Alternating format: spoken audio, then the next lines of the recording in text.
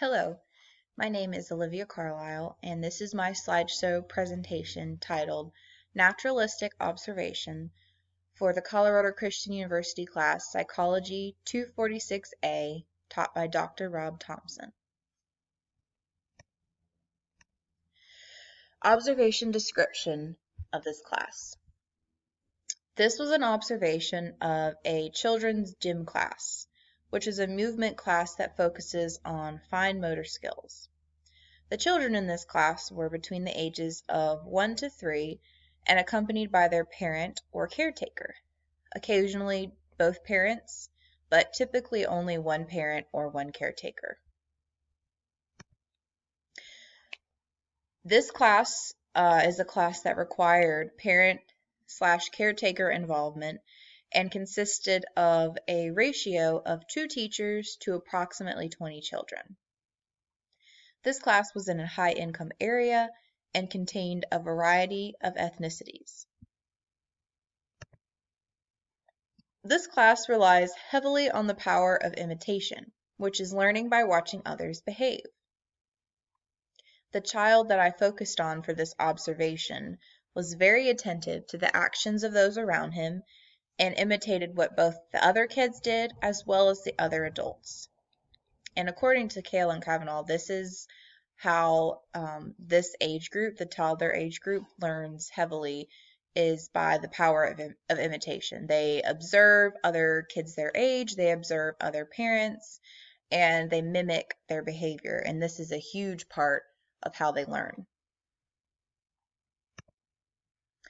Operant conditioning, which focuses on the relation between the consequences of behavior and the likelihood that the behavior will recur, according to Kale and Kavanaugh 2019, was another theory that was seen exhibited in this class. The child that I observed responded well to consequences of behavior. When he participated well, the teachers called on him more often to be the first participant in a new activity, and vice versa. When he didn't participate, he wasn't rewarded with more activities or special consequences. So he caught on quickly, very quickly, that if he participated, then he would be rewarded with more participation and he would get to be first in line for the new activity. So he responded very well to this theory of operant conditioning.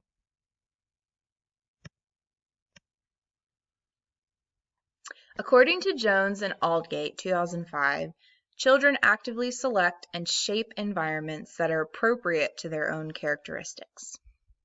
This was something I observed while watching this little boy.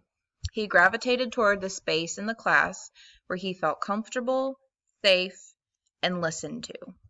I observed after watching him throughout the class that it didn't take long for him to find either the part of the room where he felt comfortable, whether that was the part of the room that had climbing equipment that the children could climb on, or whether that was a part of the room where there were kids that he felt comfortable around, kids that weren't overly aggressive when they played, but they also weren't extremely timid. Kids that were more in the middle seemed to be his comfortable environment. So he gravitated towards either the comfortable kids or the comfortable class equipment, or even the comfortable teachers, the teachers that he felt the most comfortable with. This child's development is being influenced socially by being in this class.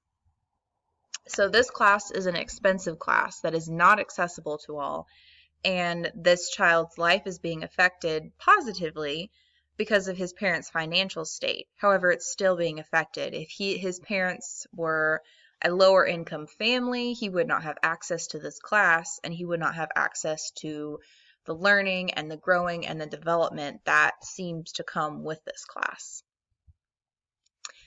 So this is how the kid is being influenced socially, and on a cultural level, this child comes from a family that is open with expressing emotions. So therefore, the child is open with expressing emotions in class because they come from a family that teaches that emotions are made to be expressed.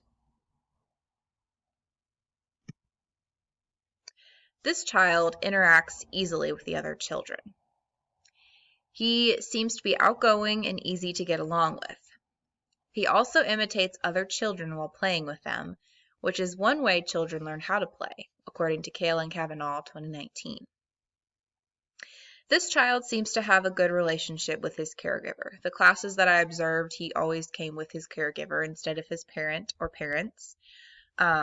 He attends with his nanny, and he appears to respect her and wants her approval, which she gives freely. So there seems to be a very healthy and open relationship between this child and the caregiver. This child is part of the toddler period, which is when the emergence of independent locomotion appears to produce dramatic neurobehavioral reorganization, according to Weiner-Lerner, Easterbrook, Mistry, and Weiner, 2012. Another characteristic of the toddler period is the appearance of secure-based behavior and a reluctance to approach new events and people. So this I observed slightly when I watched this child for the few classes. He definitely had a reluctance to approach if there was a newer kid in the class or a newer parent or somebody he hadn't seen before. He was much more reluctant to approach that kid to play with them, or to approach a situation where that kid was playing, even if there were kids that he was comfortable with already there. The addition of somebody new seemed to cause a lot of reluctance for this child, which that's a characteristic of this toddler period, and that's pretty standard. Observation impression. My general impressions after observing this class a few times, I observed it a total of 3 times.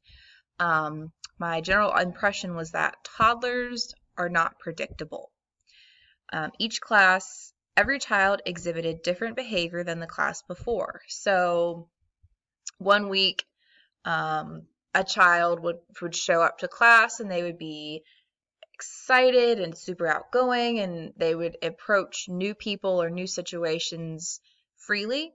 And then the next week, or they would come and they might seem hesitant, or they might seem reserved or laid back.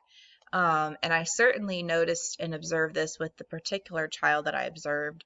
He seemed to be a fairly outgoing child, but each week he approached class with a little bit of a different attitude. And then another observation was that children are always actively shaping their environment. If they didn't feel comfortable with their environment, they would just migrate over to an environment where they did feel comfortable. If they didn't feel comfortable with playing with a kid, they would simply get up and leave the situation and go over to a corner of the room where kids that they did feel comfortable with were. They were always actively shaping the environment that they're in. And then these are my references.